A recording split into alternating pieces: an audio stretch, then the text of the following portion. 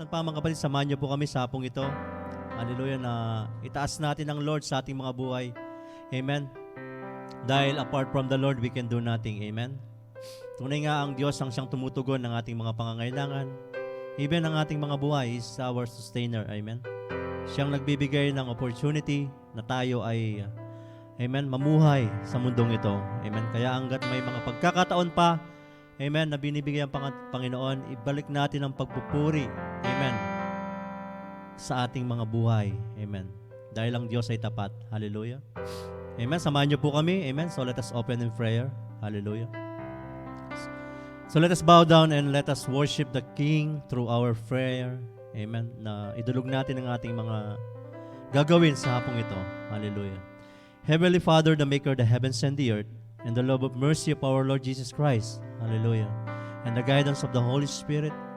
Lord, we continue, Lord God, to guide us, Lord God. We thank you, Lord God, for this privilege, O Lord God, to worship you, Lord God, to adore you, Lord God, to magnify your name, O Lord God.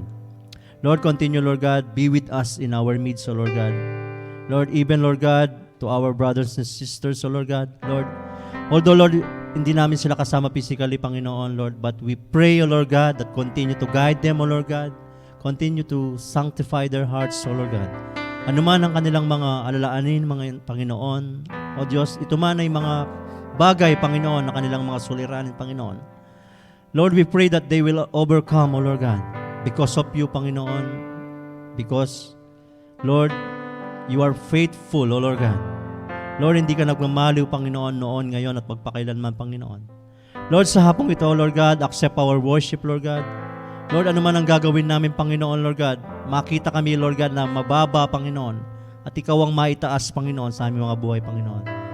Lord, hindi ang mga talents namin, Lord, mga gifts, Lord, ang makita ng ibang tao, Lord, but you, Lord God, ang iyong kabutihan, Panginoon, ang makita, Panginoon.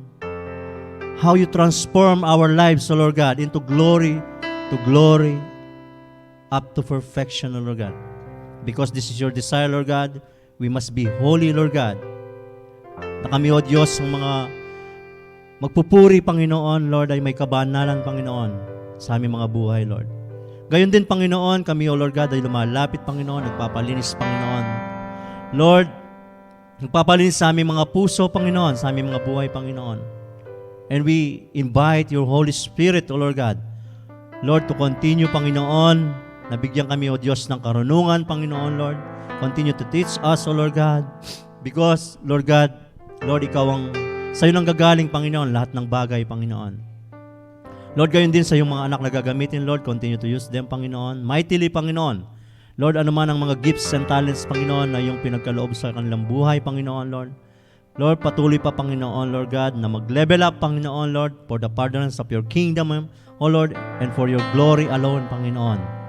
Gayon din, Panginoon, sa aming mga kapatid, Panginoon, Lord God, na nasa kanilang mga tahanan, Panginoon, Lord, nawa, O Diyos, patuloy mo silang samahan, Panginoon, sa hapong ito, Panginoon, Lord God. Patuloy nilang maranasan, Panginoon, ang iyong katapatan, Panginoon, ang iyong promises, Panginoon, Lord God, sa kanilang mga buhay, Panginoon. Lord, gayon din, Lord, sa iyong lingkod, Panginoon, Lord God, na iyong gagamitin sa iyong mga salita, Panginoon. Lord, revelation, Panginoon, Lord, nawa, Panginoon, ang siyang kanyang ma-receive, Panginoon, sa hapong ito, Lord God, less about Him, O Lord God, more about You, Panginoon, Lord. At ang iyong glory, Panginoon, ang makita sa kanyang buhay, Panginoon. At Panginoon, ano man ang kanyang sambitin, ang kanyang labi, Panginoon, it will turn to blessing, Panginoon, spiritual blessing, Panginoon, sa mga makikinig, Panginoon, sa hapong ito, Lord. At magbigay, Panginoon, Lord God, ng paghihilom, Panginoon, sa kanilang mga buhay, Panginoon, magbigay ng hope, Panginoon, magbigay ng pag-asa, Panginoon, Lord God, ang kanilang marinig, Panginoon, Lord God, sa hapong ito, Panginoon. Lord, patuloy namin, O Lord God, ibinibigay ang gawain ito, Lord God. Anoint this service, Panginoon, Lord God. Lord, maraming salamat.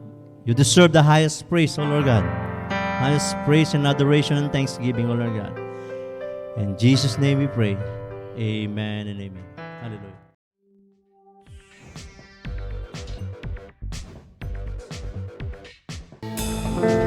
Amen. Praise God. We are so blessed. Amen. Sa hapon na to, amen. Na patuloy ang Lord ang bibigay kalakasan sa atin, amen. Truly na kahit hindi tayo magkakasama physically, sa mga kabilang linya, amen, sa mga nanonood, and, na kailangan natin na ibigay yung the best natin, amen, kahit nasa bahay lang tayo, hindi dahil nakasama tayo sa live, no? Baga, meron tayong unity to worship Him, amen, ating Panginoong Jesus. This is the aim, ito yung pinaka goal natin, no? Kahit ano man ang kalagayan sa mundo, amen, sa buhay natin, we give our best, amen, kasi ito yung purpose natin upang ibalik natin yung papuri. Kasi sabi sa kanta, kahit libo-libo, milyon-milyon man tayong magkamali, amen, yung mercy ng Lord nandiyan pa rin, kapatid. Kaya alam mo yun, napakabait ng Lord kasi although we are being human, amen, kakamali tayo, natatapa tayo, but yung love and mercy ng Lord and grace, hindi siya nagbabago, kapatid. Amen. Kaya paano pa hindi natin ibalik yung papuri sa Kanya, amen. Kaya I know na ang Lord is kumakausap sa inyong mga puso, amen. Binibigay natin the best natin para sa Kanya, hindi para kanino man, amen. Kaya I invite yung mga kapatid, nasaan ka man ngayon, ibigay mo yung the best mo kay Lord, na kailangan natin yung quiet time, amen. Kasi sa mga nagdaan na oras at araw na busy tayo sa mga trabaho, kanya-kanyang personal, ito lang yung kailangan ng Lord, amen. Kaya kapatid, bigay natin ang best natin sa oras na ito, amen.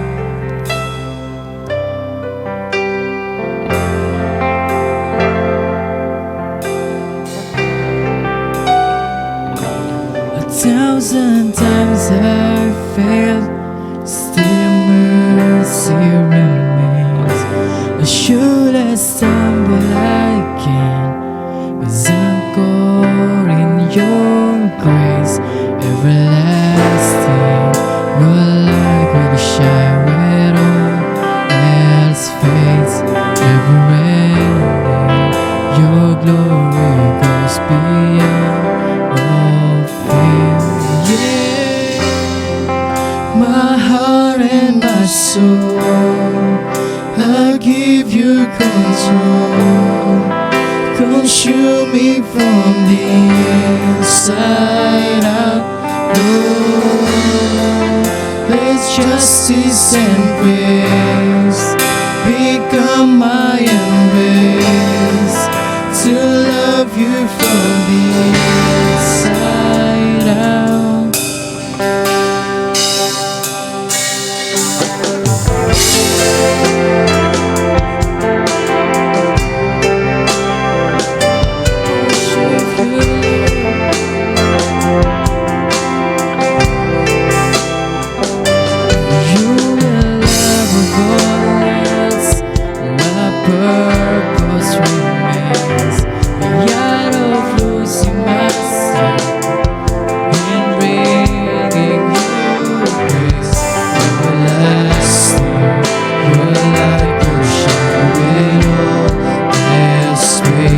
Never ending,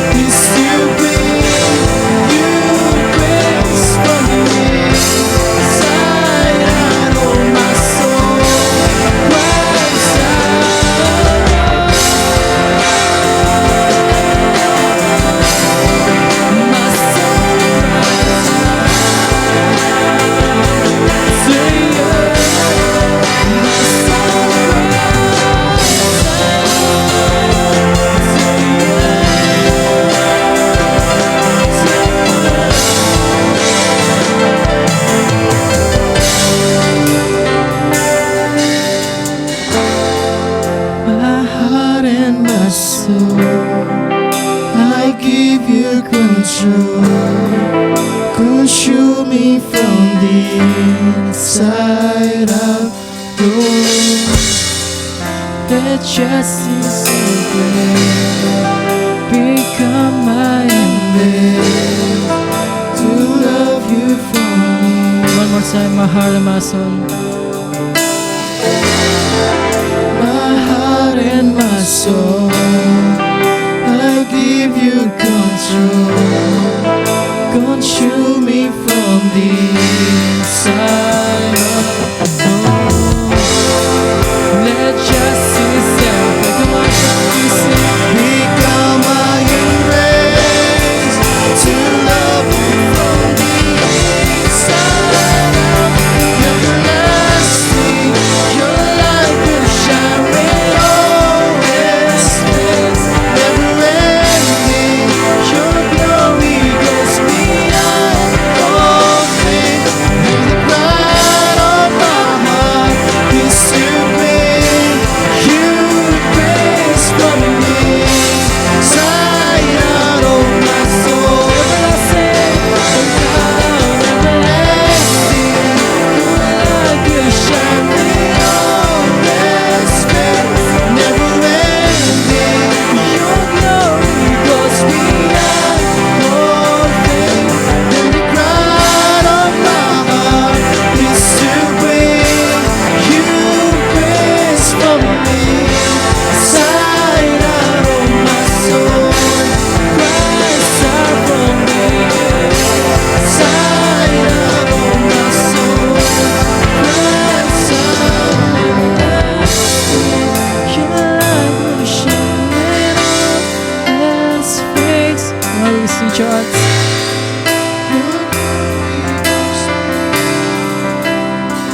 Hindi ba natin taas sa ating mga kamay, amen? Ibigay ang ating puso sa Panginoon. Nasaan ka man, kapatid, I will invite you. Side out of my soul, One more time. everlasting, your light will shine with all hands fades, never ending. Your glory goes beyond all things. And the cry of my heart is to bring you praise from the inside out of my soul. Rise up, everlasting, your light will shine with all else fades, never ending. Your glory goes beyond all things. Pride of my heart Yes, Lord God. is to bring you praise. Lord, nakikita mo ang puso ng aming mga kapatid, Lord God. Nakikita mo, oh God, ang laman ng aming mga puso, Lord. Patuloy yung pagpalain, oh God, ang aming mga kapatid, Lord. Kami, oh God, na nagpupuri sa iyo, oh God. Bigyan mo kami ng katatagan, Lord.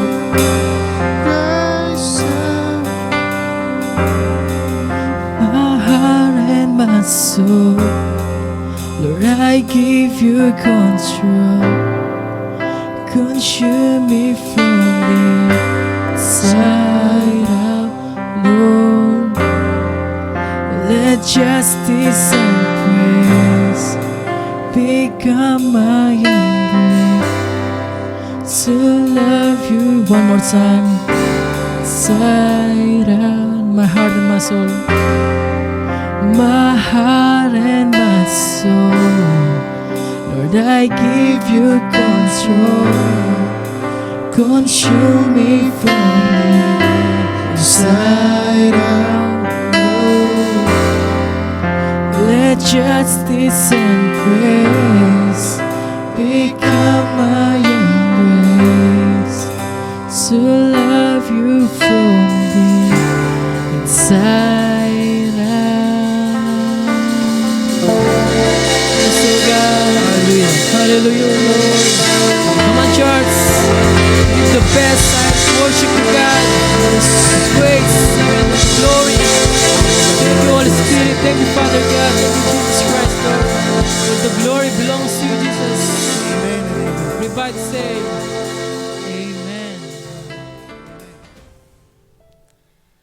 Our scripture reading for today is taken from the book of 2 Corinthians chapter 5 verse 17. Therefore, if anyone is in Christ, he is a new creation. The old has passed away, behold, the new has come. Praise be to God for the reading of His word. Sige po, bago po tayo magpatuloy, tayo muna yung manalangin. Panginoong Diyos, sa araw po na ito, Panginoon, Lord, lumalapit kami sa iyo, Panginoon. Lord, we humble ourselves, Lord, to you. Gamitin mo po ang buhay ng bawat isa, Panginoon. Hindi lamang ng buhay ko, Lord, maging yung mga nakikinig, Panginoon. Hallelujah. Dalangin ko, Panginoon, sa araw na ito na bigyan mo kami ng pagtuturo, Panginoon. Hallelujah. Let your Holy Spirit open our hearts, Lord. Hallelujah. So that we may able to understand, Lord, hallelujah, your message today, Lord. Hallelujah. Less of me, more of you, Lord. Hallelujah. Wala po akong may pagmamalaki, Panginoon. Hallelujah. At maraming salamat sa pagkakataon na ito, Panginoon, sa malaking opportunity, Lord, na binibigay mo, Lord, to share your word, O God, to share the gospel, Panginoon. Maraming salamat, Lord, sa iyo po namin pinapaubaya ang araw na ito, Lord. Hallelujah. Maraming salamat. In Jesus' name we pray. Amen. Ayan, hallelujah. Are we ready? Ready na ba tayo? Ayan. So, welcome.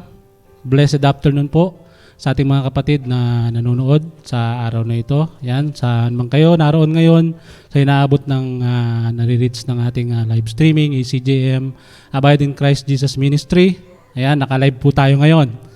Ayan, maraming salamat sa Diyos sa patuloy na binibigay niya sa ating way para hindi tayo mahinto.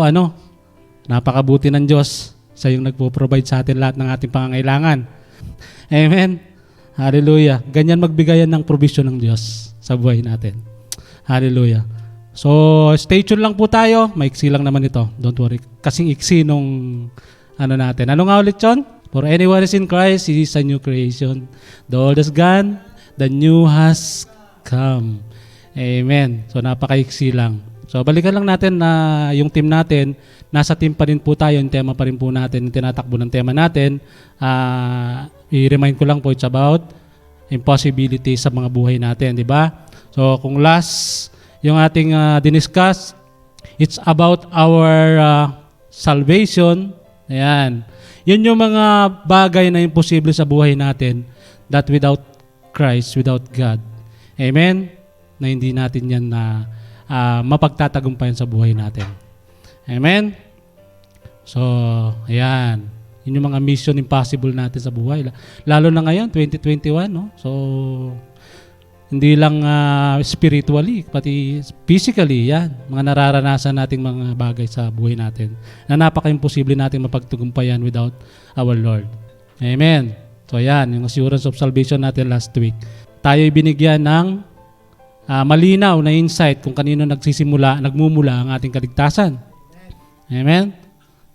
Through faith. By grace, through faith. Hallelujah sa ating Panginoong Yesus. Acts 4:12, walang ibang binigay na pangalan.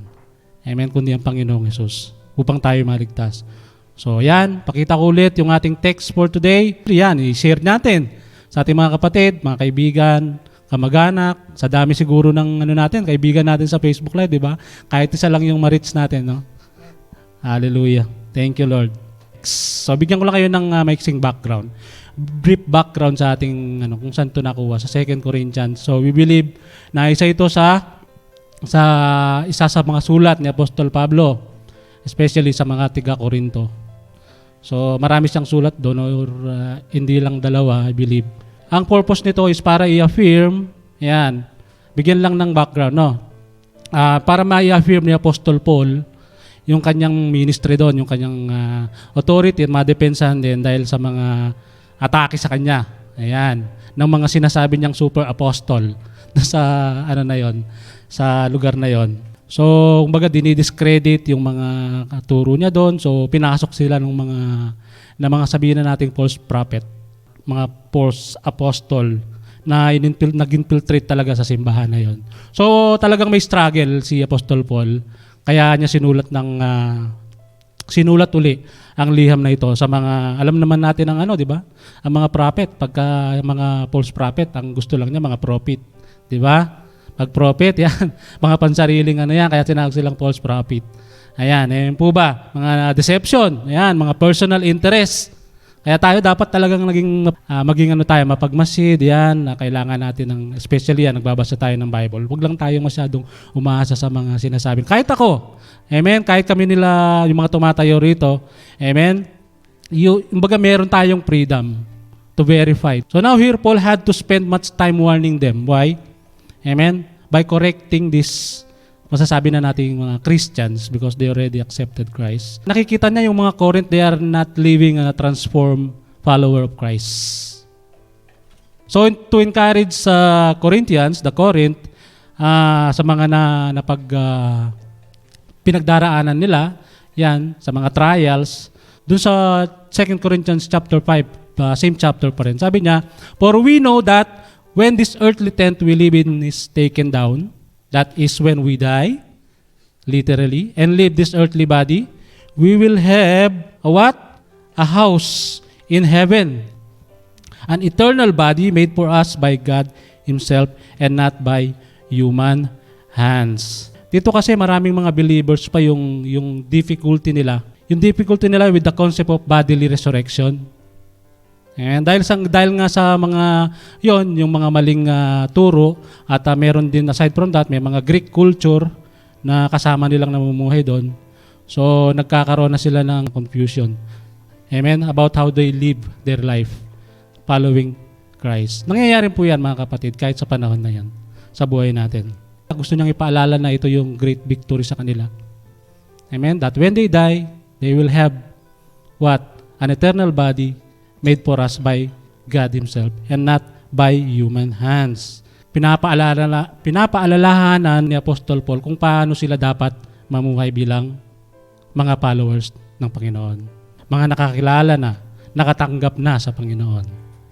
Amen? Ganun kapursige si Apostol sa kanyang ministry. To what? Para mas lalong pa, sabi na natin, paigtingin pa yung relasyon nila sa Panginoong Yesus. Amen? Anong sabi pa niya sa verse 9? Ayan, binigyan ko lang yun ng background pero hindi yun yung pinaka-main topic natin. So whether we are here in this body or away from this body, ano daw ang goal natin? To please Him. Sino? Si Lord. Hindi yung boss mo, hindi yung kapitbahay mo. Ano man yung mga bagay na ginagawa mo, dapat nalulugod ang Diyos. And that's what makes you true Christian. And he continues saying sa 14 and 15, sabi niya, since we believe that Christ died for all, we also believe that we have all died to our old life. O yan, kanina. Sa text natin, di ba? Namatay na tayo sa lumang pagkatao natin. He died for everyone so that those who receive His name, His new life, will no longer live for themselves. Instead, they will live for Christ. Amen? Kaya sinabi niya doon, sino ipiplease natin ng Panginoon? Sa buhay natin, sa mga sarili natin. Hindi lang ito mensahe mga kapatid para sa mga tiga-Korinto, kundi sa kasalukuyan, sa mga buhay natin, lalo na pag mga Kristiyano na tayo. Dapat ganito na kayo mamuhay, sabi niya sa mga tiga-Korinto. Wala na yung old life nyo. Kasi binigyan na kayo ng bagong buhay ng Panginoon. That's why our goal must please the Lord sa mga buhay natin.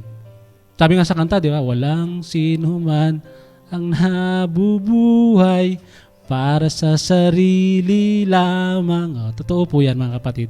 Biblical yan. Na hindi na tayo nabubuhay sa mga sarili lang natin. Kaya tayo mga Kristiyano, we should be very careful.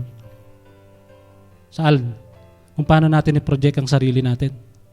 Dapat ang ipino-project mo yung totoo, yung kung ano ka na, kung ano na yun na bago sa buhay mo. Hindi na yung old life natin. Why? Because it is not all about you anymore mga kapatid. When you accepted Jesus Christ as your Lord and Savior, it is not about yourself any longer. There is a big stake at risk. May malaking bagay na nakataya dyan. Mamaya malalaman natin. That is why we jump on to our text. Therefore, ulitin natin, if anyone is in Christ, he is a new creation. The old has gone, the new has come. Kaya ako nananalangin ako sa araw na ito. I pray that The Holy Spirit opens our heart. Hindi lang yung mga nakikinig, but also me. Amen. Na magkaroon ng pagtuturo sa buhay natin about this word. Natanggapin natin sa ating buhay, sa ating puso. Amen. Magpaturo tayo sa salita ng Panginoon. So yan ang ating simple background. Now let's move on sa ating topic. So maraming gustong mangyari ang Diyos sa buhay natin. Let's say sabihin na natin maraming magandang plano ng Diyos sa buhay natin, di ba? Sabihin na natin, illustrate na lang natin sa buhay ng magulang sa anak. Hindi pa yan pinapanganak, di ba? Marami na yung plano sa kanya. Do you agree with that? Sino dito yung mga tatay, mga nanay? Di ba? Halimbawa ako, praise the Lord. Ayan. Di ba? Malapit na lumabas ang baby ko. Pero hindi pa siya lumalabas. Marami na akong iniisip na plano para sa kanya. Hindi lang plano, of course, siyempre magagandang plano. Kung anong magiging siya. Ano ba yung dapat kong iambag sa kanya? Sa paglaki niya. So, ganun tayo mag-isip, mga kapatid, sa mga anak natin. So, yung mga plano natin, ganun din ang Panginoon sa buhay natin. Huwag natin kakalimutan yan. Yung relationship natin sa Panginoon. Being our spiritual Father. Our Heavenly Father. Ganun din po kataas ang thinking ng Diyos sa mga buhay natin. Bilang ating Ama. Diyos Ama. Sabi sa Jeremiah 1 verse 5, I knew you before I formed you in your mother's womb. Kilala na kita bago ka palang mabuo. Amen. Sino nagsasalita dito? Ang Panginoong Diyos. Hindi ka pa ginagawa, kumbaga, hindi ka pa nabubuo. Hindi pa nagkikita yung mga parents mo. Ano sabi niya? I knew you before I formed you in your mother's womb. Baka nga nag-aaral pa lang yung mga magulang mo, di ba? Amen. Before you were born, sabi niya pa doon, I set you apart. Pinili na kita and appointed you as my prophet to the nation. Kung si Prophet Jeremiah, di ba? Anong pangarap niya anong binigay niya? Sabi niya, I set you apart and appointed you as my prophet to the nation. Di ba? Yun ang mataas na layunin ng Diyos sa buhay niya. Maging propeta siya sa nasyon na yun, ng bayan ng Israel. Amen? Maging messenger siya ng kanyang salita. Siya yung magsisilbing mouthpiece ni Lord. Mediator between man and God. Kaya tayo mga kapatid, kaya ikaw pinanganak, imagine ilang sperm ang nanggugunahan, di ba? Pero ikaw yung champion. Sabi nga doon sa kanta, di ba? You are the champion. Ikaw yung nagwagi. Imagine that. Yung pinagdaanan mo doon pa lang sa ano ka pa lang. Binubuo ka pa lang. Kaya believe lahat tayo may magandang layunin ng Diyos sa buhay natin. Lalo na kung nakakilala ka sa Panginoon, mga kapatid. Hindi ka tsinamba ng Panginoon. Hindi po tayo tsamba. Kagaya ng mga application, di ba? May mga applications, napasobra. Di ba? Mga ganun pa, di ba? So, ang Lord po hindi siya tsumatsamba, mga kapatid. It is not by mistake kung bakit kayo pinanganak. It is not by mistake kung bakit ka nakakilala sa Panginoon, mga kapatid. God has a special purpose sa buhay mo, sa buhay natin. Lalo na tayo, mga believers na nakakilala tayo sa Panginoon. So when we believe or accepted Jesus Christ, sabihin nga natin, accepted the Lord in our hearts. Anong sabi sa John 1:12? Ayan, familiar din sa inyo yan. But to all who believe in Him and accepted Him, He gave the right to become the children of God. Inulit pa yan ni Apostol Pablo sa Galatians 3:26. Sabi niya, for you are children of God through faith in Christ Jesus. Patanungin mo ko, seryoso? O mga kapatid, seryoso po ang dalawang apostol na ito nung isinulat nila. Dahil seryoso po ang Panginoon sa atin. Kaya ang gusto ng Diyos, maging seryoso rin tayo sa Kanya. Lalo na sa relasyon natin sa Panginoon. Sa Panginoong Yesus. Sabi mo sa katabi mo, seryoso sa'yo si Lord. Amen. Nakikita ko nga kayo, masyado kayong seryoso eh. Amen. Seryoso ang Diyos sa atin, mga kapatid. Now, when we say children of God, sa John 1:12 and Galatians 3:26, ang rema sa akin niya, mga kapatid, that we are God's hair. Hindi buhok yung hair. Ibang hair yon. Ayan, tigapagmana tayo. Hindi po buhok. Ayan, tigapagmana tayo ng Diyos. The literal meaning of heir is someone who has been appointed to what? To receive an inheritance. Of course, kung God's heir ka, may mamanahin ka, di ba? And also, a person who receives something of value from Father. Kung naalala nyo, dun sa Mark, meron dun sa Mark, sa passage na sabi niya doon, but the tenants said to one another, this is the heir, come, let's kill him, and the inheritance will be ours. Imagine, papatay pa para lang makuha yung mana sa kanya, di ba? Inheritance. Ganon ka-importante ang mana natin sa Panginoon. Ang Biblia po sometimes uses the word heir to describe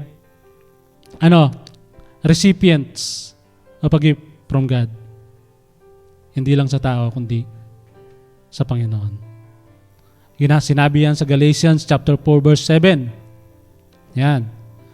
Binibigyan ko lang kayo ng verse, baka sabihin nyo, hindi naman totoo yan. Amen? So sabi niya sa Galatians 4:7, now you are no longer a slave, but God owns child. And since you are His child, God made you His heir.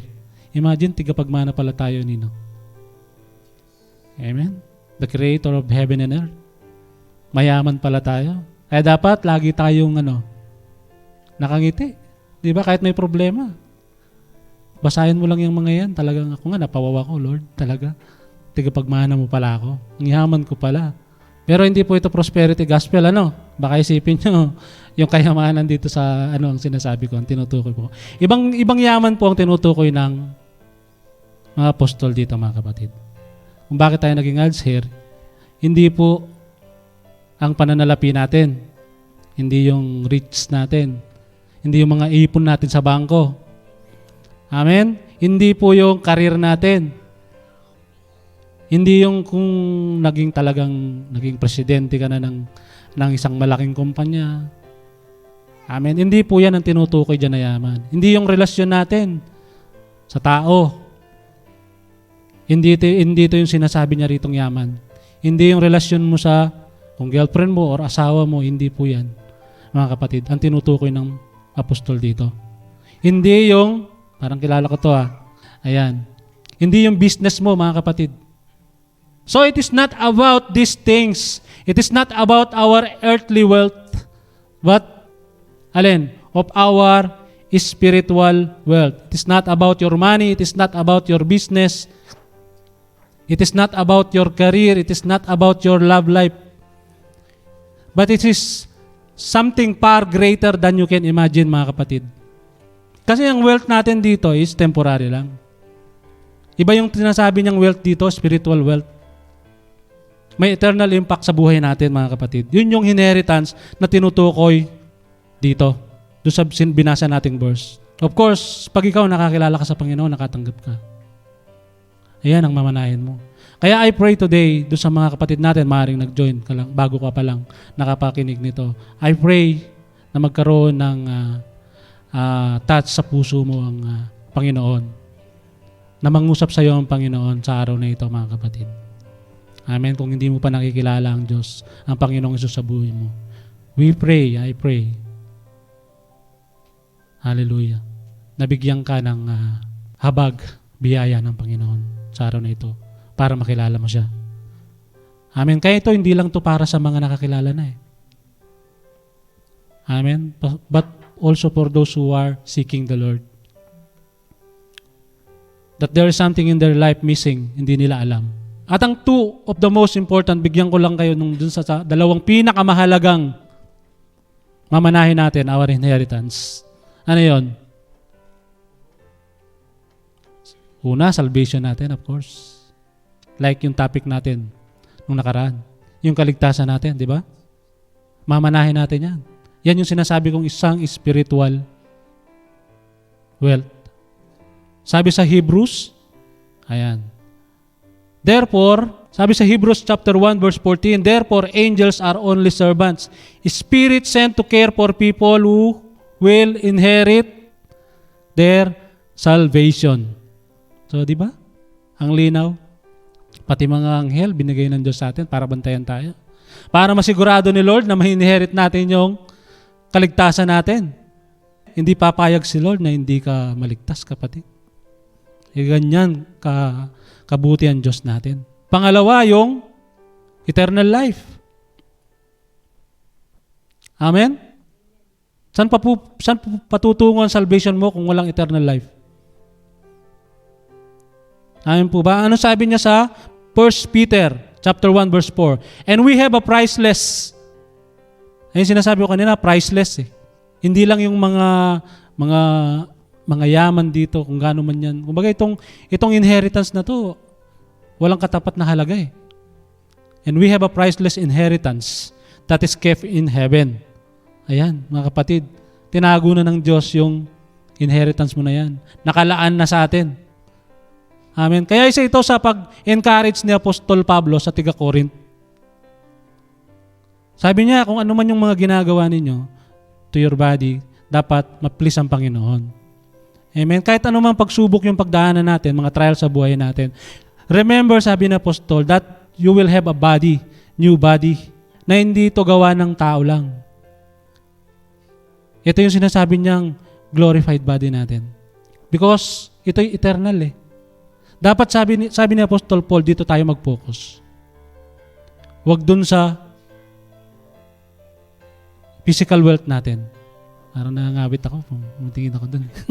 Amen. Ayan, meron po kasi kaming mga kapatid dito. Kaya napapansin nyo kung mga ganun ako. Kaya baka sabihin nyo, may mannerism po ako. Wala po, no? Meron po kaming baka hindi nasasagap nung camera natin. Meron po kami mga kasama rito. Ayan. Amen. O baka sabihin nyo, naahawa na ako sa mga baka wala na kayo sa focus doon sa world. Nakikita nyo yung pag ganong-ganong ko, no? Hindi po, mga kapatid. Ayan. Pakita nga natin yung ating mga kapatid doon. Ayan. Para kaway-kaway sa ating mga kapatid. Ayan, maraming salamat po sa buhay ng ating mga worship team. So ayan, parehas nating tinapik yan, yung dalawa na yan. Anong sabi ulit sa 1 Peter? And we have a priceless inheritance. An inheritance that is kept in heaven for you, pure and undefiled, beyond the reach of change and decay. Pero maaaring mawala sa atin yan, mga kapatid. Do you believe that? Kaya dito, Apostle Paul is very eager to remind these people, the church in Corinth. Sa 2 Corinthians 5:10, ayan, sabi niya, hindi ko na sinulat yan. For we must all stand before Christ to be judged. We will each receive whatever deserve for the good or evil we have done in these earthly bodies. So malaking accountability pala natin sa mga sarili natin, di ba? Sa mga buhay natin. Kung paano natin pinoproject ang sarili natin, kung paano natin nilalakaran yung buhay natin bilang isang mananampalataya ni Kristo. Kaya ako, mga kapatid, doon sinasabi nilang once saved. Sorry ha, doon sa sinasabi nilang once saved, always saved. Isang malaking X ako dyan. Ang church at Corinth po kasi they are very weak people. Why? Kasi they are surrounded by idolatry. They are surrounded by immorality and they struggled with their Christian faith and lifestyle. Yan po yung malaking problema sa kanila. At salamat na lang sa buhay ni Apostol Paul. Kaya sa atin, napakahalaga na meron din nagpapaalala, di ba? Hindi po ibig sabihin na tinanggap mo ang Panginoong Hesus. Minsan kasi naabuso nila yung grace ni Lord eh. Kasi isang deity po ng Panginoon, He is holy, banal. And being a holy God, He hates sin. Isang simpleng ilustrasyon na lang natin. Halimbawa sa buhay nung asawa ni Lot. Amen? Niligtas na sila ng Panginoon eh. Di ba? Biyaya na lang ng Panginoon na ligtas sila. Doon sa paggunaw sa Sodom and Gomorrah. Meron na siyang instruction, huwag kang lilingon. Pero why? Hindi siya nadamay doon sa mga naligtas. Hindi siya sumunod, mga kapatid. Meron pa siyang, kaya ikaw pagka, huwag ka nang lilingon. Amen, maging asin ka. Amen. Sinabi ng Diyos, anak, niligtas na kita eh. Kaya wag mo nang balikan yan. Wag na nating balikan yan. No turning back. Dire-diretso ka lang. Kasi kapatid, ayaw ng Diyos na abutan tayo sa ganung kalagayan. Kaya napaka-buti ng Panginoon, no? Kahit sang sulok ka man ng daigdig, hahanapin at hahanapin ka ng Panginoon. But sometimes, dahil sa tigas ng puso natin, Hindi nakikita yung magandang provision ng Panginoon. Why? Because we are still living on our old life. Kasi may eternal punishment po ang Panginoon. Yung sinabi kanina. May eternal punishment po ang Diyos kapag tayo ay nabutan sa ganyang kalagayan. That is why the Bible is full of warnings sa mga buhay natin. Masakit man pong isipin, pero maraming mga Kristiyano ngayon na nagiging titulo na lang ang pagiging Kristiyano. Amen? Ang pagiging Christian. Hindi po ikaw Christian. Ayan. Bato-bato sa langit, ang tamaan, lahat tayo magbabago mga kapatid. Kasi ito yung purpose ng Word of God sa buhay natin. For us to be a new creation. Nakakalimutan natin minsan kung ano yung nakakabit sa pangalan na yan, Christian. Ano yung nakakabit dyan? Ayan, Christ. Name Christ. Hinighlights ko dyan. Masakit man minsan tanggapin, tinatamaan tayo. Pero hindi po kayo pinapatamaan. Hindi po tayo pinapatamaan. That was God's intention for us, mga kapatid. Na maramdaman natin yung kurot. Why? Dahil mahal tayo ng Panginoon, mga kapatid. Masaktan tayo, kapatid, kapag wala nang nagsasabi sa atin. Pag wala nang salita ng Diyos na magtuturo sa iyo, magsasabi sa iyo kung ano yung mali sa buhay natin. Lahat tayo dito, mga kapatid, hindi lang ikaw, hindi lang siya. Lahat po tayo rito. Kaya napakasarap sa isang church that there is a strong person, hindi man yan leader or hindi man yan pastor, na merong backbone for you to tell. Malakas ang loob na sabihin ka. Why? Because He loves you. Amen po ba? At sinasabihan tayo ng Panginoon through His Word because God loves us. Sometimes kasi, minsan, lalo na sa mga tumatayo dito, sa mga pulpito, sometimes we expect only those good things na gusto nating marinig sa mga nagtuturo. Sa amin, malaking struggle din yun. Lord, kailangan ko bang sabihin to? Kaya dumadaan kami mga kapatid sa mga, nagpa-fasting before magturo, pray. Why? Dahil gusto namin yung talagang, yung kung ano yung gustong sabihin ni Lord, not on our own wisdom. Amen? Kasi masakit din po sa amin yun. At isa kami doon sa unang tinatamaan. Tayo kasi pag tinamaan tayo, pag hindi natin nagustuhan yung hindi na ako atid dyan. Ayoko na, hindi na ako atid. Pinatamaan ako ni pastor. Amen. Sinumbong ako ng kapatid. Lilipat na lang ako ng church. Ako na lang mag-worship mag-isa kay Lord. Amen. Dapat po hindi ganun mga kapatid. Just like Apostle Paul said sa verse 11, sabi niya, because we understand our fearful responsibility to the Lord, we work hard to persuade others. God knows we are sincere and I hope you know this too. Amen. Kami rin po mga kapatid nasasaktan pag nakikita namin ng isang kapatid pag lumalayo. Kaya wag po tayong masasaktan kung tayo man ay mapagsabihan dahil like the Word of God. Amen. Tinuturuan tayo because mahal po tayo ng Diyos. Ayaw nang nakikita ng Diyos na lumalayo tayo sa Kanya. Ako nga, simpleng miyembro lang ng church, pero what more pa kaya yung pastor, di ba? Mas malaki yung yun sa Kanya. Ako na-bless ako last week dun sa mga na-meet namin dun sa ano ba yun, yung mga pastors about dun sa FDN. Nakita ko yung mga buhay nila, ang tatanda na nila. Nagsaserve sila 40 years, more than 40 years. Talagang makikita mo, talagang tanda na nila, no? And to think nandun sila sa mga lugar na talagang makasabi mo na sabihin natin isolated. Alam sa Saudi. Kasi ako galing ako dyan inabutan ko pa yung tinatawag nilang underground church doon, no? Pero makikita mo yung buhay nila, mga kapatid. 'Di ba talagang kung paano sila samahan ng Diyos doon. Amen. Even the locals nakakakilala sa Panginoon. To think that doon, mga kapatid, sa place na ganon, walang kagaya nito. Walang worship na kagaya ng ganito. Amen?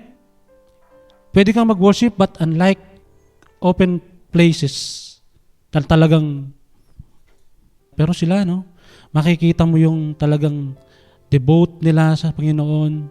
To think na for good na yung mga tao na yun I was really so blessed. Pero sa buhay natin, dapat hindi lang tayo nabibless. Dapat hingin natin sa Panginoon, Lord, gusto ko maranasan yun. Gusto ko maranasan yung ganung paglilingkod. Kaya ako, isa yung naging prayer ko, Lord. Gamitin yung buhay ko. Gusto ko pong maranasan yung ganung paglilingkod. Amen? Kaya huwag kayong magtataka pag pinadala ko sa Afghanistan. Amen? Sila yung matatawag mo talagang God's general. Denying their own self for the sake of gospel. Ang tatandaan na nila, no, but they are risking their life to reach other lives. More souls. So dapat magkaroon din tayo ng ganong puso. Yun yung mga dating buhay nila na binago ng completely ng Panginoon. They transform their lives. Minsan tayo, na-attend na nga lang tayo, kinakatamaran pa natin, online na nga lang eh. Christians tayo, but we don't devote ourselves seriously to the Lord. Kaya sabi ko nila, huwag po natin kakalimutan kung ano yung nakalagay na marka dyan sa pagiging Kristiyano natin. Christ. Ang gusto po at layunin ng Diyos sa buhay natin bilang mga anak niya is tigapagmana, right? Is to have. Hindi, bilang isang tigapagmana, gusto ni Lord na matransform yung buhay natin. Transform life. At sa aspetong ito, po tayo tuturuan ng salita ng Panginoon. That is why our title for today, Transform Hairs. Ayan, kung yung unang natin, diniscuss natin is about hairs. So naintindihan nyo na kung ano yung hairs, kung sino yung mga hairs. Now, ang gusto naman ni Lord, how to be a transform hairs. But it is about what? Yung transform hairs na yan, the transform life in Christ. Ano nga ulit yung text natin? Yan. Praise the Lord. Yan. Sa 2 Corinthians 5:17, therefore, if anyone is in Christ, the new creation has come, the old has gone. Pakita natin yung kanina para masundan natin yung topic natin kaninang hairs, about hairs. Flashback lang. Akala nyo introduction pa lang yun ha. Hindi po. Nag-start na po yung lesson natin. Kaya kung nakakasunod kayo, na kayo. Baka sabihin nyo, introduction pa lang yun ni bro. Parang ang tagal yata na ito ha. Yung kasama namin, gumagano na mapaling na yung leg. Hindi po. Kanina pa po tayo nag-start. So, hindi lang ito something na may nagbago sa buhay mo, mga kapatid. Yung pagiging transform, yung kanina. Hindi lang ito something na may nagbago sa buhay mo. But something that has been emerged into a new, being or creation. Gaya ng sinabi ng text natin. Ayan, sabi niya, a new creation. Halimbawa, di ba, alam niyo yung evolution ng butterfly? 4 stages. Amen? Nag-transform siya into a new creation, right? Una, larvae, egg, tapos larvae, tapos yung chrysalis ba ang tawag doon? Chrysalis and butterfly. Yan. Yun yung isang illustration ng transformation na sinasabi niyan. Hindi lang siya basta nagpalit. Yung transformation na sinasabi ko, yung something emerge, new creation, new being. Pwede kasing sabihin mo na, bro, natanggap ko si Lord, nagbago na ako, nag-change na ako. Praise God, kapatid, sa buhay mo kung ikaw ay binabago ng Diyos. But remember this, changed person is totally different from transformed life. Now imagine this, halimbawa, pumunta ka sa department store, kasama mo si Mrs. Han, maggano muna ako, susukat muna ako ng damit, magpipit muna ako. Di nagsukat ka, ayan, kaway-kaway sa mga dyan. Nagsuot ka, paglabas mo ngayon, Han, am I look gorgeous? Han, am I look gorgeous? Gorgeous talaga. Am I look beautiful? Am I look sexy? Siyempre, ikaw naman, di ba? Parang gumanda yung misis ko, di ba? So, yun yung tinatabing pagpapalit, mga kapatid. Amen? Outward, nagpalit ka, pero inward, ikaw pa rin yan. Yun yung sinasabi na transform life into a different being. Hindi lang yung basta nag-change ka. Nag-change ka ng damit. Being a transformed person, natatransform yung inward mo. Kasamang natatransform yun. Hindi lang yung panlabas. Ang pagiging transformed life, hindi lang ito parang damit na sinusuot natin. Kasi pwede kang magpalit-palit ng damit eh. Pero yung ikaw, pag nag-transform ka, ito na yung form mo eh. Final stage mo eh. Resulta. Yung sinasabi ni libro kanina process.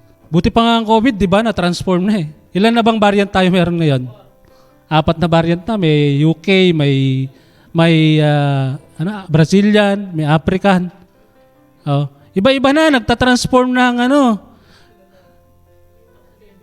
Amen? Nagle-level up na yung See how the pandemic transform our service, di ba? Into a totally different way kung paano tayo mag-gather.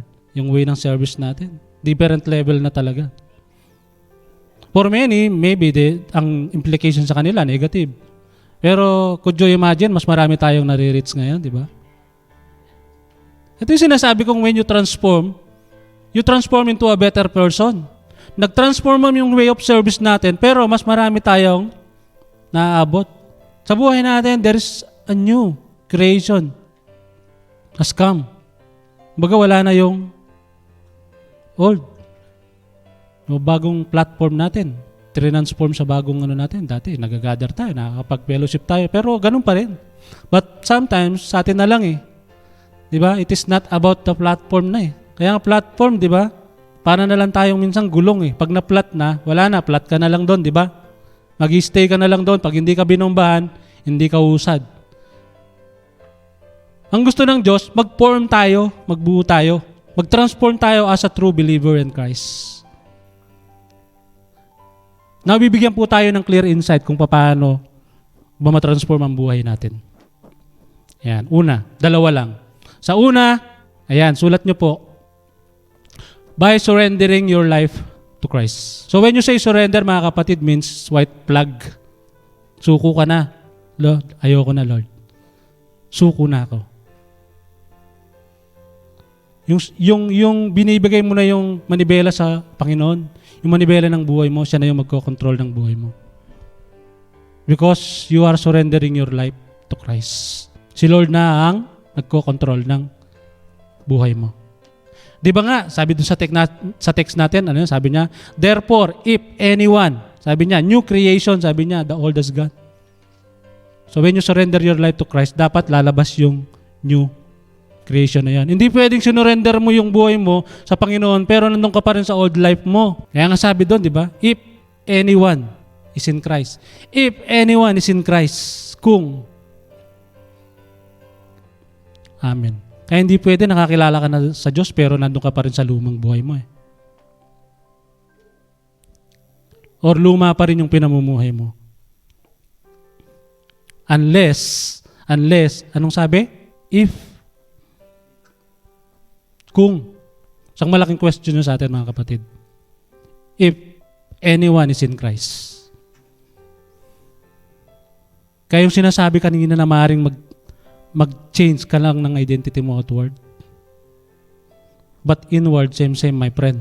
Dapat may pagsuko tayong gagawin sa Diyos. Surrendering your life. Yung pagsuko na yun, ano yun? Our old life. Ikaw mismo, alam mo kung ano yung sino ka dati. Alam mo yung mga pinagdaanan mo. Alam mo na mali yun. Ikaw mismo. Mararamdaman mo sa puso mo yun when you accept Jesus Christ, Lord. Sorry, I'm surrendering my life. I need to go forward for my new life. Kasi yun yung layunin ng Diyos sa buhay natin. Kaya nga if anyone is in Christ, He is a new creation. Ayaw ng Diyos na manatili pa rin tayo doon. Gusto niya na mag-transform ka into a new creation. Not to your old life. Yung dati mong buhay, yung kung ano ka dati. Mga bagay na alam ng Diyos na hindi makakapag-please sa Kanya. Your old life. Pag-surrender. Dapat may pag-surrender ka, mga kapatid. At kapag yan, hindi mo pa totally sinurrender sa Panginoon, means, ikaw pa din ang nagkocontrol ng buhay mo. Kaya minsan, hindi tayo nakakapag-level up o nakakapag-transform. Nararanasan ng transform life because tayo pa rin ang nagkocontrol ng buhay natin. Yes, Christian is a process. Yan ang lagi natin sinasabi. I agree naman doon. Christian is a process. But, what if inabutan ka ni Lord sa ganyang process? Ika-quarantine ka ni Lord kasi na-process ka pa. I believe pag may process, may resulta. Yun ang gusto ng Panginoon, yung resulta sa buhay mo. At yun ang gustong makita sa atin ng Diyos, yung new creation. Yan. The new life. Dito hindi natin pinag-uusapan yung service sa Panginoon, ha? Kundi yung pamumuhay natin bilang Kristiyano. Totoong Kristiyano. May mga part pa ba sa buhay natin na ikaw pa rin ang nagko-control, kapatid? Dapat, pagdating sa relasyon mo sa Diyos, dapat wala na yung limited offer. Alam niyo yung limited offer? Ayan, alam niya, yung mga nag-shopping, yan, ng limited offer. Ayan. Ano yung mga limited offer? May mga limitado lang na produkto na pwede mong bilhin. Diba? Ito, hindi pwede. Dito ka lang. Ayan. Alam natin yan. Lalo sa mga sales, di ba? So, limitado lang yung pwede mong bilhin. Amen? Sa buhay natin, meron pa bang mga untouchable sa buhay natin na hindi kayang galawin ng Panginoon? Dapat nagkakaroon tayo ng refleksyon. Ano yung mga bagay na yun? Examine ourselves. Mga bagay na, Lord, dito ka lang ha. Ako dito ako. Ang ganyan ka lang pwede. Ito ba yung mga limited offer natin sa buhay? Na nagbibigay sa atin ng hindrances. Amen? Malapit ka na magta-transform ka na. Pero hindi ka makapag-breakthrough sa ganung sitwasyon natin. Why? Because ikaw pa rin ang may hawak ng buhay mo, nagko-control ng buhay mo. Dapat wala ka ng limited offer, mga kapatid. Because you are serving unlimited God. Dapat wala ka ng mga bagay na hindi pwedeng pakialaman ng Diyos sa buhay mo. Dapat wala na tayong ganun. Hindi mo mararanasan ang tunay na transformation unless you don't surrender everything to God. Ayan, surrendering your life to Christ. Unless tayo pa rin ang nagpapatakbo ng buhay natin, you will never experience that kind of transformed life. Para lang tayong mga drifter. Alam mo yung mga drifter?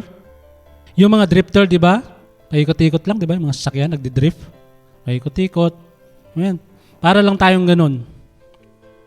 Walang way, walang patutunguhan. Isang direksyon lang. Unless tayo pa rin ang nagko-control. Maring nagpapabigat mo sa buhay mo yan, pero hindi mo binibitawan. Why? Di ba alam natin yung lumang story? Ito, lumang story na to. Alam niyo. Di ba? Merong isang mountaineer. Nalaglag siya, nagsabangin, siya. Nakakapit siya. Di ba? Tumawag siya sa Diyos. Tulungan mo ako, Lord. Kapit siya. Sabi ni Lord, bumitaw ka. Sabi niya, Lord, ikaw ba yan? Inabot na siya ng madaling araw, hindi siya bumitaw. Nung makita niya, ganun lang pala kababaw, kataas yung paa niya sa lupa. Di ba? Why? Walang pag-surrender sa Diyos Nangyayari sa atin yan, mga kapatid. When we don't totally surrender our life to Christ. Tangi ang Diyos lang, ang Panginoong Yesus lang makakapagbabago ng buhay natin. Kaya nga, if anyone is in Christ, di ba sabi niya? If anyone is in Christ, hindi pwedeng ikaw mismo mag-transform ng buhay mo. Yun yung mahalagang requirement ng Diyos. Ng Diyos Ama sa atin for us to be transformed. Para maranasan natin yung transform sa buhay natin. If anyone is in Christ, and you will never experience that unless you don't surrender your life to Christ. Even our Lord Jesus, di ba? He surrendered His life. He lived a surrendered life. Kanino? Sa God the Father. Remember sa John 6:38, sabi niya? Yan. For I have come down from heaven to do the will of God who sent me. Not to do my own will, hindi sa sarili niyang will, kundi ang Diyos Ama. Walang ginawa si Lord on His own. Kasi yun ang utos ng Lord ng Diyos Ama sa Kanya. Amen? John 8:28, I do nothing, sabi niya. I do nothing on my own, but say only what the Father taught me. And the one who sent me is with me. He has not deserted me, for I always do what please Him. Isang napaka gandang ehemplo yung ginawa ng Panginoon. He surrendered His life to God the Father. Sino pa? Apostle Paul. From persecutor, berdugo ng mga Kristiyano. Nung nakilala niya ang Panginoon. Diba? Kinatagpo siya ng Panginoon. And then he surrendered. He commit his life. Makikita mo yung transformation ng buhay niya. That was a totally and radical transformation na masasabi natin. Kaya si Apostle Paul, naunawaan niya yung mamatay. Mamatay sa Diyos pakinabang. To live is Christ, to die is gain. Amen? Because there is eternal inheritance na alam niyang naghihintay sa Kanya. Dapat doon tayo mag-focus, mga kapatid. His life is a blueprint, mga kapatid, for all who choose the fully surrendered life. Ang buhay ni Apostol Paul. Yeah, diba? If anyone is in Christ, the new creation has come. Kahit anong ulit at ulitin mo yung ano na to, yun at yun pa rin ang magiging mensahe sa atin ito. Hindi mo kaya magbago nang wala ang Panginoon sa buhay mo. Kaya we need a surrendered life to Christ. Binibigyan tayo ng maayos na direksyon ng Diyos. Like Apostle Paul sa mga Korinto. Binibigyan niya ng maayos na direksyon ng buhay nila. Kaya dapat magkaroon tayo yung sinasabi nilang pag-examine sa buhay natin. Kung tayo ba talaga ay nasa kay Kristo? Kasi sabi sa 2 Corinthians 13:5, examine yourselves to see whether you are in faith. Test yourself. Do you not realize that Christ Jesus is in you? Malinaw na sinabi ni Apostol Paul. Unless, of course, you fail the test. Mga kapatid, it takes faith to forgive others. It takes faith to trust God. It takes faith to obey God. Kaya dapat nagkakaroon tayo ng examine sa sarili natin. Ako ba talaga ay na kay Lord? Dapat ito tayo when we surrendered our life to Christ. Iniwan natin yung mga lumang buhay natin. Before I got saved, I was running to sin. Now I am running from it. And if I fail, I turn right around and start running away again. Yet it is a process, but it is a process going forward, not backward. Diyan tayo magkakaroon ng magandang resulta sa buhay natin. And matransform ang buhay natin. Yun yung resulta na hinihintay ng Panginoon sa atin. Sabi sa 1 John 1:3, sabi sa 1 John 3:6, no one who lives in Him keeps on sinning. No one who continues to sin has either seen Him. Ang hirap talaga pagkapampangan, walang H, nagkakaroon ng H. Ayan. On sinning has either seen Him or known Him. Sa mga buhay na lang natin yan, mga kapatid. Yung pag-examine na yan. O, pangalawa, dito na tayo sa last point. Let Jesus rules your heart. Minsan, pag tinanong tayo, nasan si Lord? Nandun sa langit. Nandito pa rin sa puso natin. Amen? Christ is in our hearts. Sabi sa Luke 17:21, ayan, nor will they say, look, here it is, or there, for behold, the kingdom of God is in the midst of you. Means the kingdom of God is essentially what? Inward. Within man's heart. Sino yun? Our Lord Jesus. Dito kasi kausap niya yung mga Pariseo. Kasi ang expect ng mga Pariseo dito, a king will come na talagang full battle gear na magpapabagsak sa Romans Empire. No. Pero ang sabi ni Lord, my kingdom is not of this world. Yun ang expectation nila. Alam niyo ba tayo ang unang pinusuan ni Lord? Ezekiel 36:26. And I will give you a new heart, and I will put a new spirit in you. I will take out your stony, stubborn heart and give you a tender and responsive heart. Amen. Ganyan kabuti ang Panginoon. Kasi kung babasahin mo ang Ezekiel, they don't deserve. Nung binasa ko yung Ezekiel, talagang galit ang Diyos. Pero dahil bagadamay na rito yung pagiging holy ko, sabi niya, Diyos ko, kahit hindi kayo deserve, sabi niya, bibigyan ko kayo ng bagong puso. Sabi niya sa mga Israelites. Sabi niya po sa 36:23, the name on which you brought shame among the nation. Although kahit hindi niyo deserve, because I'm a faithful God. I'm a gracious God. You don't deserve it. Hindi natin deserve, mga kapatid. Kaya tayo, ngayon, nabubuhay tayo, humihinga tayo. We don't deserve it. Isa man sa atin, walang makakapagsabi na, no, I deserve it. No.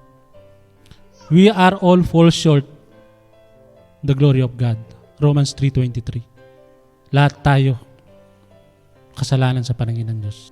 Kaya minsan bilang Christian, yung sinasabi ko, minsan nabdudungisan natin yung pangalan ng Panginoon. Hindi natin alam. That is why we should be very careful, mga kapatid. Lalo na ngayon, di ba? Ang buhay natin is internet, mga social media. Mag-iingat tayo, mga kapatid. Isa lang itong pagpapaalala sa atin bilang mga nakakilala sa Panginoon. Mag-iingat tayo sa mga pinopost natin. Mag-iingat tayo sa we project our lives as a Christian. Amen? Kasi marami pong mga matang nakatingin. Dati kasi yung sinasabi natin, okay, ano bang pakialam ko sa kanila? Okay lang yun. Ngayon, bago na yung identity mo, mga kapatid, you are a new creation. Kaya dapat magkaroon tayo ng sense of responsibility sa mga ganyang bagay. Kaya napakahalaga, you should examine yourselves. Yung sinasabi kanina, na whatever we do, we should please God sa buhay natin. Sige nga, palakpakan natin si Lord. So, there is a big stake at risk. At malaking accountability natin yan sa Panginoon, mga kapatid. Kaya tayo binigyan ng bagong puso ng Diyos. For what? Dahil gusto niya, siya yung maghari dito, hindi tayo yung maghari. Amen?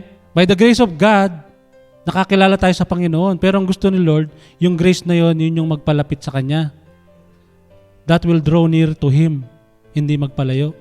Dapat yung grace ni Lord nagpapalapit sa Kanya, hindi yung biyaya ng Diyos, napapalayo tayo sa Kanya. Iyon yung layunin ng Diyos, kaya tayo binibigyan ng bagong puso. Pag bagong puso mo, sabi niya, a heart, yan, a heart. A heart where a sovereign king wants to rule. Kaya let Jesus rules your heart. Sino yung magro-rule na yan? Panginoong Jesus. A sovereign king wants to rule our hearts. Ito, familiar sa inyo to sa John 3:3, hindi ko na sinulat. Unless a man be born again, he cannot see the kingdom of God. A very familiar story between a Pharisee and the Lord Jesus Christ. Cannot see, unless a man be born again, cannot see the kingdom of God. And what is the kingdom here? Throughout the New Testament, mga kapatid, the word kingdom, the word kingdom consistently refers to the rule of Christ in the hearts of believers. Kaya mahalagang faktor sa buhay po natin, mga kapatid, bilang Kristiyano, yung naghahari ang Panginoon Jesus sa puso natin. Isa yan sa bagay paano mo maranasan ang transform life. Hindi pwedeng pusong bato pa rin ang nandyan. Sometimes yung gusto nating transformation, yung transform lang na gusto natin Dati kang babae ka na, gusto mo maging lalaki pa. Kasi pag ikaw hindi mo tinanggap yung puso na yun, hindi mo inayaang Lord ang mag-rule sa puso mo, para ka lang nagpa-heart transplant. Alam mo yung heart transplant? Nagpapalit ka lang ng puso para madugtungan yung buhay mo.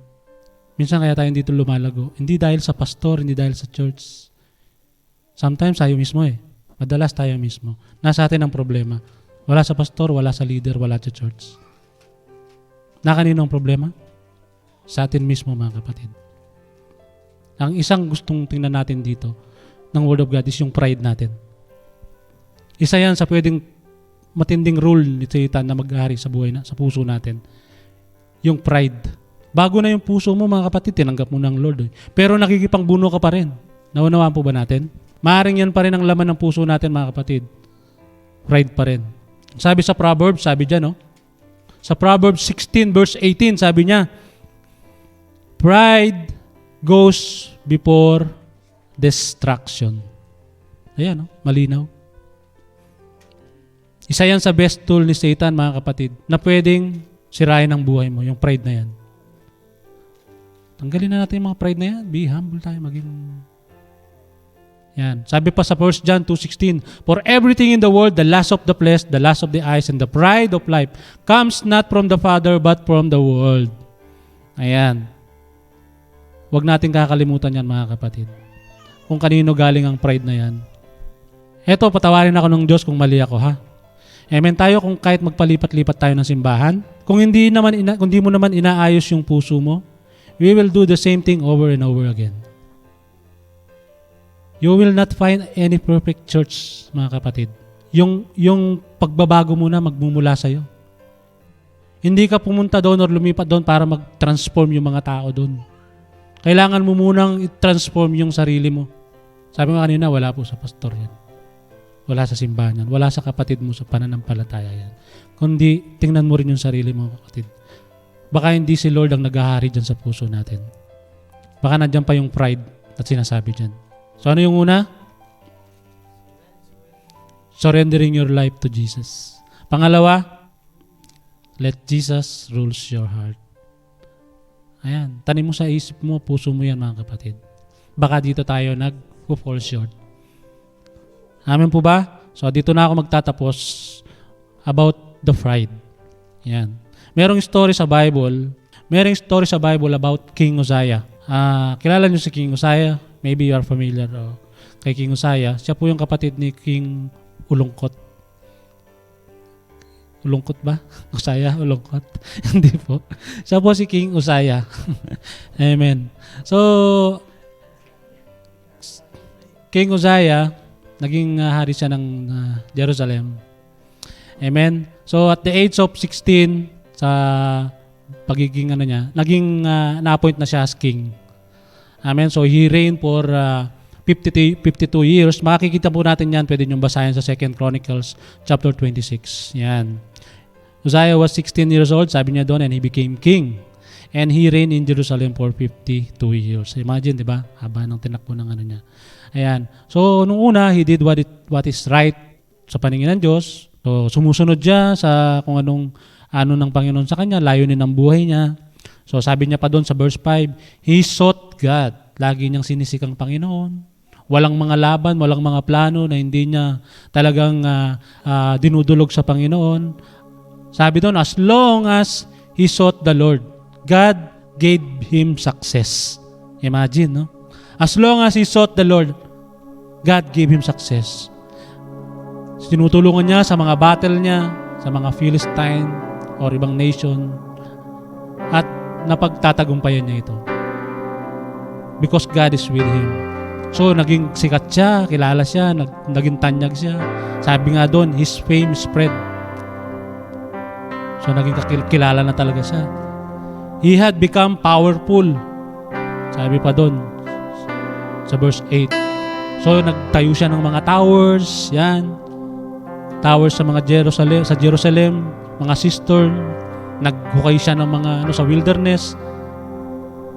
Nag siya ng mga cistern. Hindi lang yun, binigyan siya ng Panginoon ng mga well-trained army. Imagine, yung provision, power, lahat binigyan ng Panginoon sa kanya. Amen? Binigyan siya ng army for more than 2,600 at lumago pa ng mga 307,000 ready for battle. Ayan. Talagang mga well-trained. So, ganun siya binigyan ng provision ng Panginoon. Amen? Powerful. He became powerful because of God. But ito ang nakakalungkot mga kapatid. Kaya gusto kong tingnan natin ang isang aspeto na ito sa buhay natin, sa puso natin. Amen? Sabi niya sa verse 16, but after Uzziah became powerful, his pride led to his downfall. He was unfaithful to the Lord, his God. Merong isang pangyayari dito na ginawa niya. Pumasok siya sa tabernacle para mag-offer incense sa altar. Which is during that time, alam naman natin na hindi allowed ang sino mang pumasok doon unless you are a priest at sa lineage ni Aaron. So, sinundan siya ng mga priests at nirebuke siya. Sabi niya doon sa verse 17, Azariah the priest with 80 others courageous priests of the Lord follow him. So kinompronta nila si King Uzziah. Sabi nila, hindi ka para dito, hindi ka pwede rito. Ang sagot ni Uzziah, I am the king. Magagawa ko kung anong gusto ko. Sabi niya, kahit anong pilit sa kanya, ganun pa rin siya katigas. Kasi, andun na yung pride eh. Hari ako, bakit niyo ako babawalan? Amen? At habang kinakausap siya ng mga priests, there's something came up in his forehead. Leprosy broke out on his forehead. Amen. Makikita mo mga kapatid. It doesn't matter how powerful you are. It doesn't matter how successful you are. Amen. It doesn't matter how rich you are. As long yung buhay mo hindi nag-glorify ang Panginoon. Amen. May kalalagyan po tayo mga kapatid. And on that day, leprosy broke out on his forehead. Ang mahirap doon, namuhay na lang siya ng separate. Why? Dahil sa kondisyon niya. Imagine kung paano nagkaroon ng malaking epekto sa buhay na yung pride. Sometimes sa buhay natin, minsan ganun tayo. Amen? Yung greatness natin, yung success natin, yung pagiging marami na tayong nalalaman sa buhay, yes, it can put you in great success. But I'm telling you mga kapatid, hindi tayo magtatagal sa ganong sitwasyon unless we don't glorify God in our lives. Amen? And that day, namuhay siya ng may leprosy hanggang sasabi doon namatay siya. He had leprosy. Uzziah rested with his ancestors and was buried near them in a cemetery that belonged to the kings. For people, take note this one mga kapatid. Sabi niya doon, for people said he had leprosy. Amen? Did they remember King Uzziah as a great king? No. Did they remember Uzziah as a great leader? No. Did the people remember him for what he have done? Doon sa mga success niya, yung pagbibuild niya ng mga tore, yung kung paano niya palaguin yung bayan ng Israel, pamunuan. No. Mga kapatid, anuman yung mga talent natin, anuman yung mga gift natin, anuman yung mga bagay na akala natin magbibigay sa atin ng pag-angat sa buhay. Oo, magbibigay yan, but it will not take long. Ang masakit doon mga kapatid, you will not be remembered for those things. Just like the Israelites, they will remember you as what? Sabi doon, people said he had leprosy. And this is how he was remembered. Kaya mga kapatid, napakabuti ng Diyos because may grace ang Panginoon. Diba? Binigyan tayo. When Christ died on the cross, He gave us access. Hindi na natin kailangan pumunta pa dun sa mga priests. Amen?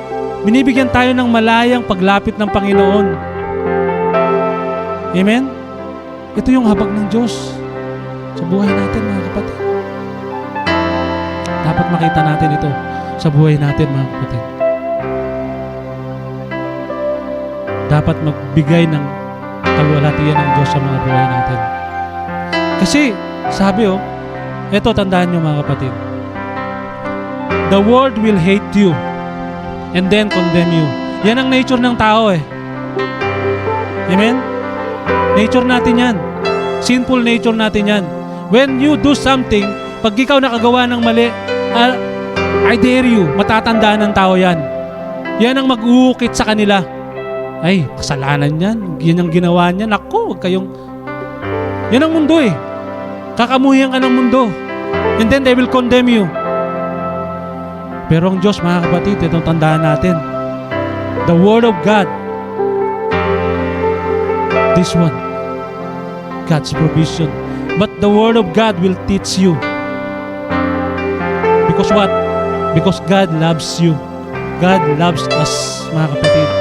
God will never condemn us, mga kapatid. Hallelujah. Sige po, let us all stand.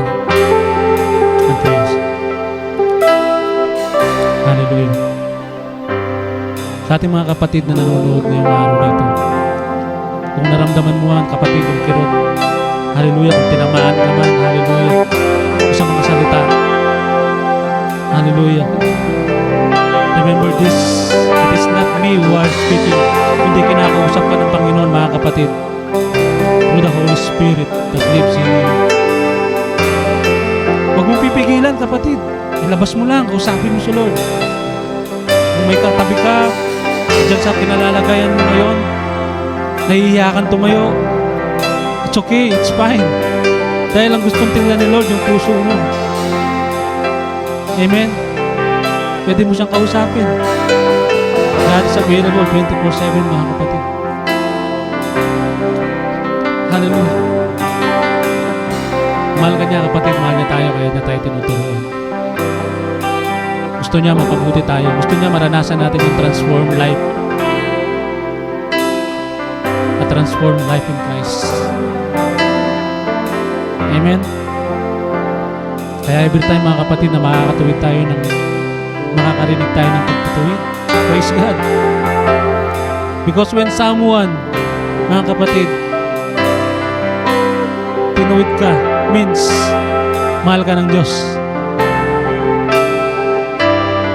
At may layunin ng Diyos sa buhay mo, mga kapatid. Sige po, pwede po tayong umawit. Awitin muna natin ito. Lord, still your mercy remains, Lord. Hallelujah. Thousands of will, their mercy remain.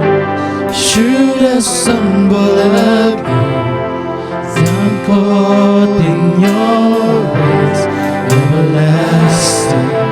Your light will shine on in space, never ending. Your glory goes beyond all space. Sige po, sabayin niyo kami. My heart and my soul, I give you control. Yes, Lord, you control our lives, Lord. Pursue me from the Hallelujah. inside. There's justice and grace. Become my embrace. Yes, Lord. To love you from the inside out.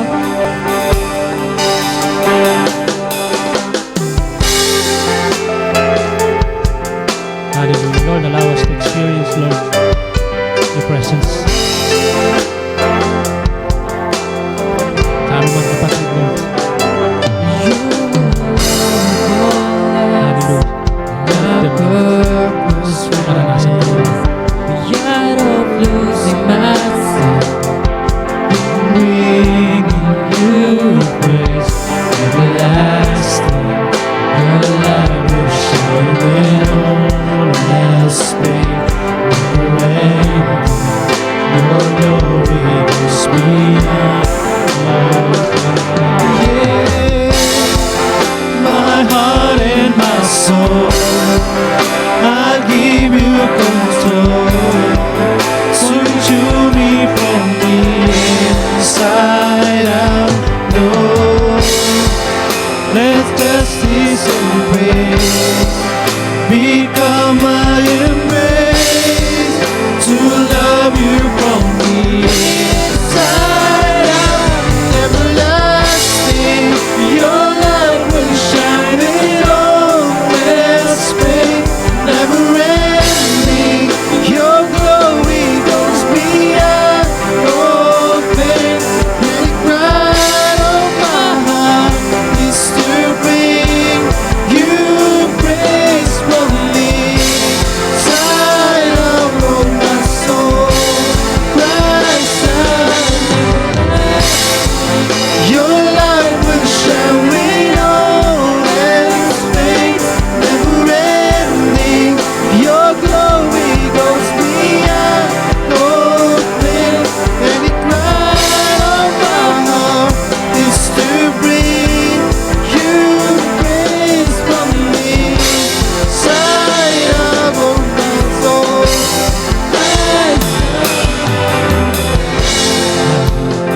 Yes, Lord. Lord, sa mga oras na ito, Panginoon, naniniwala ako, Panginoon, But there is someone out there, Lord, crying out, Lord. Hallelujah. Lord, tulungan mo siya, Panginoon, to experience, oh God, your presence in His midst, oh God. Hallelujah. Lord, ano man yung mga pinagdaraanan niya, Lord, do not allow, oh God, hallelujah, na mag-focus siya, Panginoon, sa sitwasyon na yun, Panginoon. Kundi mag-focus siya, Panginoon, hallelujah, Lord, doon sa layunin mo, Panginoon, sa magandang layunin mo sa kanyang buhay, Panginoon. Hallelujah. Hallelujah.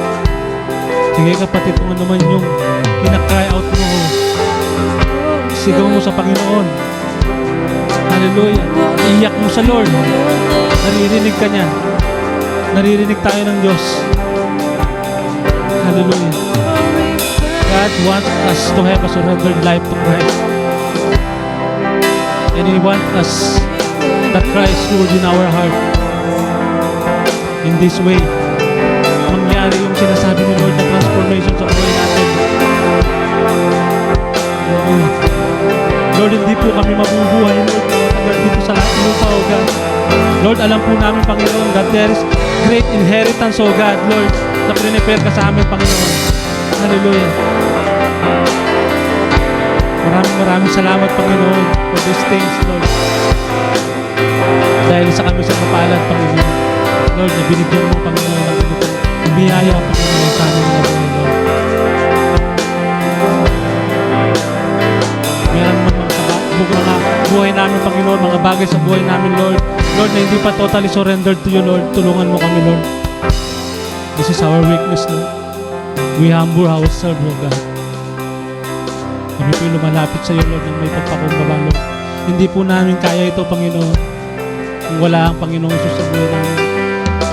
Hindi namin kayang magbago, Lord, kung wala ang Diyos. Hallelujah. Help us, Lord. Help us to understand, Lord, the true meaning of Christianity, Lord. Hallelujah. Help us, O God. Hallelujah. Help us to overcome whatever the lies of the enemy sa aming mga buhay, Lord. Hallelujah. Give us a heart of flesh, O God. Remove the heart of stone, O God, in our life. Gusto namin, Panginoon, yung bagay, Lord, na mag-please ka namin, Lord. Tulungan mo kami, Lord. Hallelujah.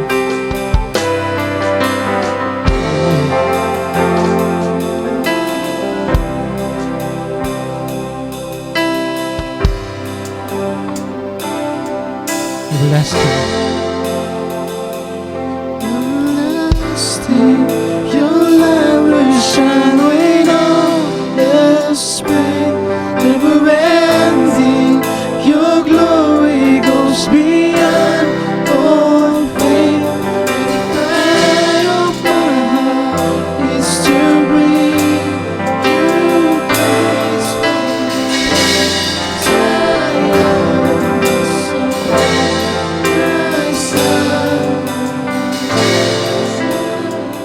Hallelujah. Lord, maraming salamat po, Panginoon, sa iyong mga salita, Lord. Lord, alam namin, Lord, na natuturuan kami dahil mahal mo kami, Panginoon. Hallelujah. Lord, ano naman yung mga bagay, Lord, na hindi nagiging kalugod-lugod sa iyo, Lord. We ask for your forgiveness, Lord. Ano man yung mga kasalanan, Lord, na hindi pa namin, Lord, hallelujah, nahihingi ng tawad sa iyo, Panginoon. Lord, alam mo yung mga bagay na ito, Panginoon. Hallelujah. Patawarin mo po kami, Panginoon, because we are blinded, Panginoon. Hallelujah. Lord, ayan mo, Panginoon, na yung biyaya, Panginoon, ng siyang, Lord, maging daan upang kami mas lalo mapalapit sa iyo, Panginoon. Tulungan mo po kami, Panginoon, sa aming mga kahinaan, Panginoon.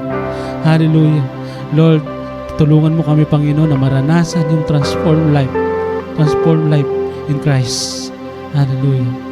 Maraming salamat po, Lord, sa iyong mga salita, Panginoon, sa iyong pagtuturo, Panginoon, sa iyong paggabay, Panginoon, sa aming mga buhay.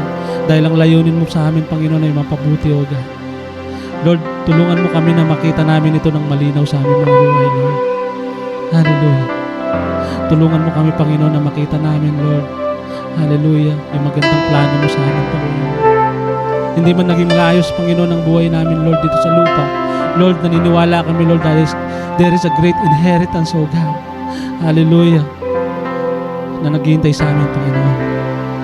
Darating ang araw, Panginoon, Lord. Kami tatayo sa harap mo, Panginoon. Without our family, without our church, Lord. Without our loved ones, Lord. It is our own accountability, Panginoon, kung ano yung ginawa namin sa mga buhay namin, Lord.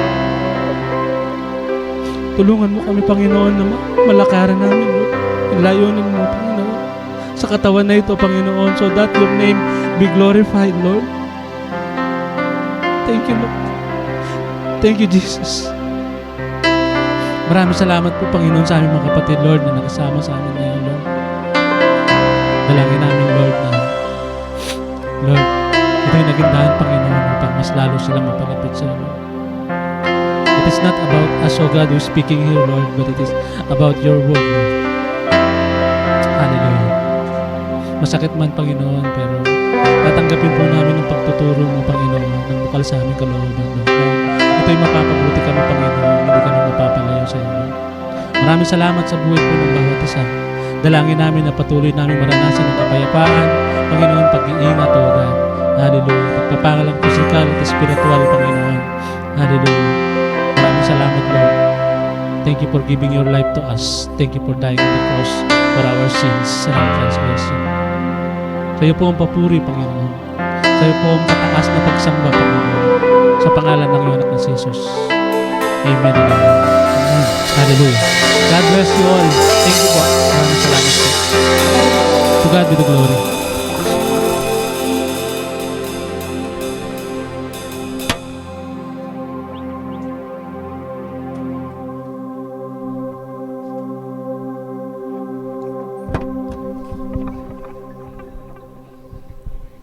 Hallelujah.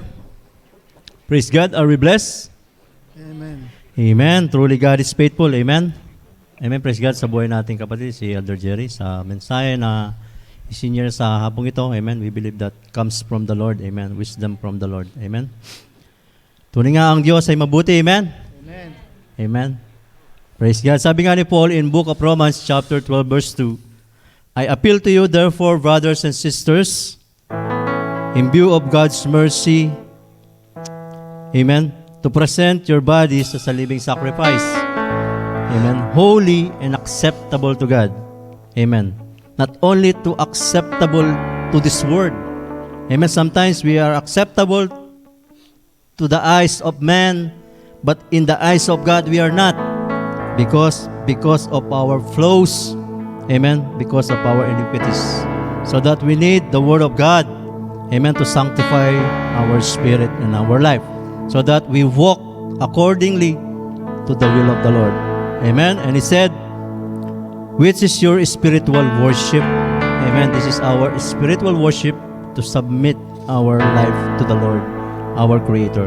Do not be transformed to this world, but be transformed by the renewing of your mind, that by testing you may be discern what is the will of God, what is good and acceptable and perfect. Hallelujah. So once again, hallelujah. So let us raise our hands. So let us seal in benediction, and we receive the mercy and grace of our Lord Jesus Christ. Hallelujah. And the blessings from our life. Hallelujah. Heavenly Father, the maker of the heavens and the earth, in the love of mercy of our Lord Jesus Christ, and the fellowship of the Holy Spirit, and the power of the Holy Spirit. Hallelujah. The Lord bless you and keep you. The Lord make His face shine upon you and be gracious to you. The Lord turn His face toward to you, and He will give you peace. Hallelujah. And let us declare and receive the blessings from the Lord be upon your life. Receive in the name of our Lord Jesus Christ. Hallelujah. And Apostle Paul said, let us continually rejoice. And I say to you, let us rejoice in the presence of the living God. Hallelujah. And the Lord said in the book of John chapter 15 verse 16, hallelujah, do not choose me, but I chose you, to appointed you and ordain you, so that you might be go and bear fruit, and your fruit will last until the second coming of our Lord Jesus Christ. And whatever you ask in my name, says the Lord, our Lord Jesus Christ, and the Father will give to you. Hallelujah. Sabi ng Panginoon, do not fear, do not be dismayed, do not be discouraged, for the Lord your God, you serve is faithful. For I will never leave you, says the Lord, and I will never forsake you. Hallelujah. This is our confidence. This is our prayer with the confidence and power and thanksgiving. In the name of the Father, and of the Son, and the Holy Spirit. And all the worshippers of God, and all the children of God will shout, Praise the Lord! Hallelujah! Victory song! God bless po sa buhay ng batisan. Amen. Nawa ay patuloy kayong samahan ng Panginoon. Let the blessings of the Lord be upon your life. Amen. See you all on Sunday. Amen. To our prayer meeting. Hallelujah. I give you glory Yes, O Lord. for all you brought me through. And now I'm ready for whatever you want me to. I'm moving forward, so follow up to you. And now I'm ready for whatever you want to do. Your presence is an open